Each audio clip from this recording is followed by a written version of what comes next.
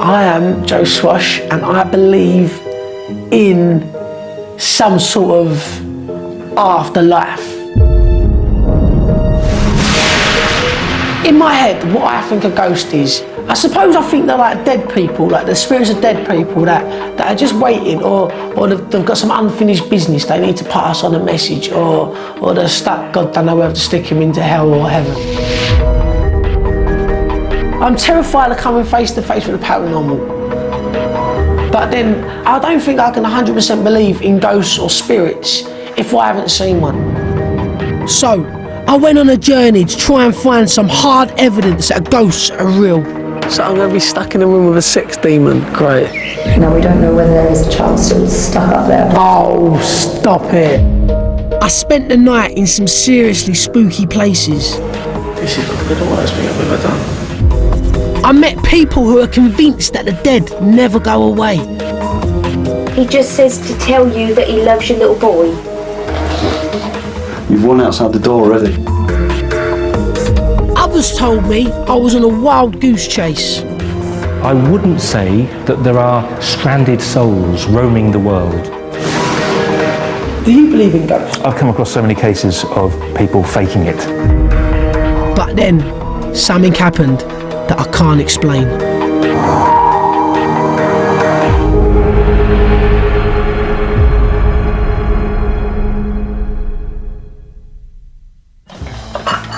Very nice cups, man. Only the best china for you. No, that The first kind of memories of me listening to ghost stories and hearing ghost stories are from me nan. There you go, Joe. Right, so nan, she's from Ireland, she's from a Catholic family. My nan will tell me ghost stories and I get all goose pimples and I think, oh my God, I'm not going to be able to sleep tonight. I was here in Thetford in my own house, and I got up in the night to go to the bathroom. My father, who died when I was in my 40s, was standing at the bottom of the stairs, and he said, "I've come to let you know that there is something else and you've not got to be afraid." And I called him, but he was gone. My dad died when I was 12. Yeah. So I've had dreams, very vivid dreams, where my dad's come back and I've had conversations with him and I've woken up and it's taken a couple of days to get my head around the dream. Yeah. You don't think a part of you was dreaming that? You might wake up in the morning and think, I did dream this, but I do think that there are really genuine people out there that can actually communicate. My head is for thinking. Nan hasn't just seen ghosts, she even likes to have the occasional chinwag with them. That's a nice bell, isn't it? Hello. Hello. Hello. Tracy. Hello, Tracy. I'm Joe.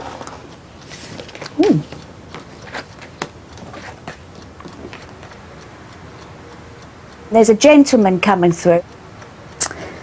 Oh, that's your husband. Oh.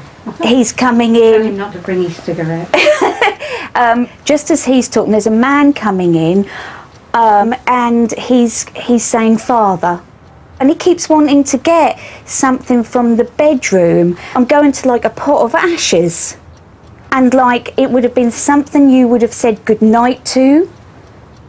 He's very nervous a little bit about this because he says to me that he wouldn't have been the biggest believer, you know, before he passed over, and he didn't have his chance to say goodbye, you know, and that is one of the saddest things. It was quick. I'm going to my heart, you know. Your dad, why am I seeing the black taxi now? I know you get in taxis, but he's particularly wanting to show me this. He just says to tell you that he loves your little boy. Yeah, he just told me to tell you that. He said, tell him that he's absolutely lovely. And he just said to me, don't go there, don't go there. Like, the things are not easy around him, okay? But I know that he's He says he's lovely. He's going to be full of her, I can tell you. I don't know if he is now, but it looks as if he's going to be full of her. Very happy. He keeps saying to me to tell you not to worry about things. Well, how did you think that went? Yeah, it went really well. I mean... Yeah. Did you get anything from it? Yeah, definitely. I mean, she said a few things that were very, very peculiar. And the stuff about the taxi, because obviously Dad was a taxi driver, weren't he? Yeah. It's a little bit emotional because you feel like if it is true, this is the first kind of connection I've had with him since he died, kind of thing. Right, yeah. When I was 12, so that bit got kind of wept up in. Yeah. And when she said he was standing behind me and stuff like that, was very, very strange, wasn't it? Yeah, well, I believe that, and I think that he probably was standing there behind you, you know, because I think that they don't never go away, really. They look after you for quite a long time. Yeah. And he was probably standing there. Nan's had a strong influence on my life, and so has my family's religion.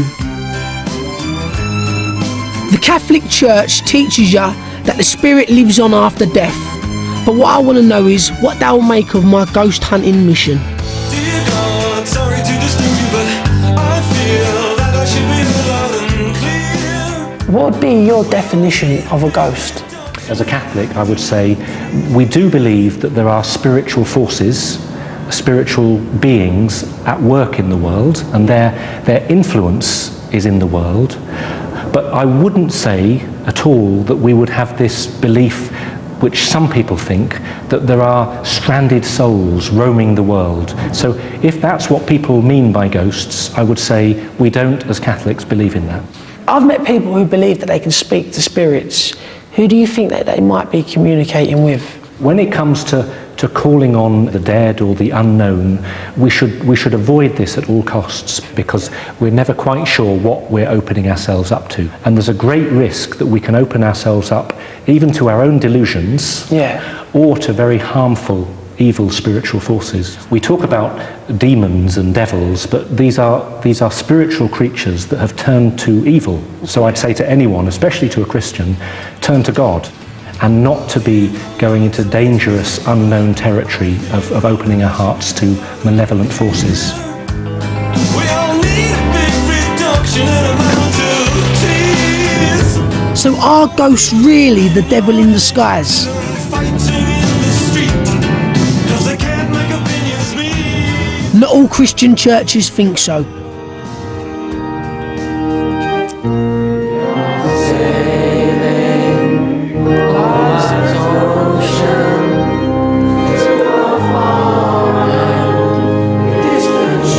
Thousands of believers come to spiritualist churches every week to receive messages from the afterlife.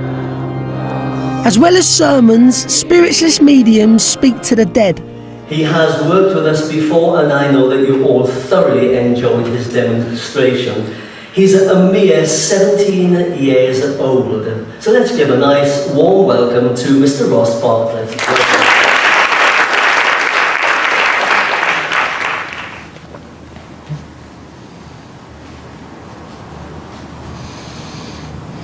Can I come to the lady just in the back in white stripes there? Thank you, my love. I'm very conscious of having a lady coming forward to talk to yourself in the spirit world there. And I know as she comes across there to me, she very much highlights the fact for me, I feel that she would have passed with a cancerous condition. And I do believe it would have originated just about the stomach and esophagus area with the lady in concern, all right? She would have been she comes across as being a very motherly connection and a motherly figure towards yourself, my love, and I feel that's where I want to call her and place her in with yourself. Does that make sense? Okay, good.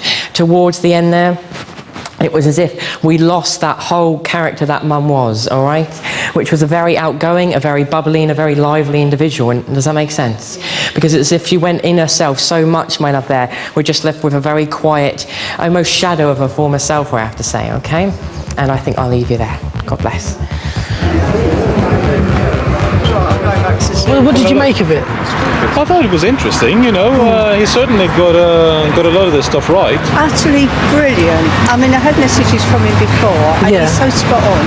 Actually, I've arranged, or I'm going to phone Ross up and ask for a private reading. How are you? Yeah.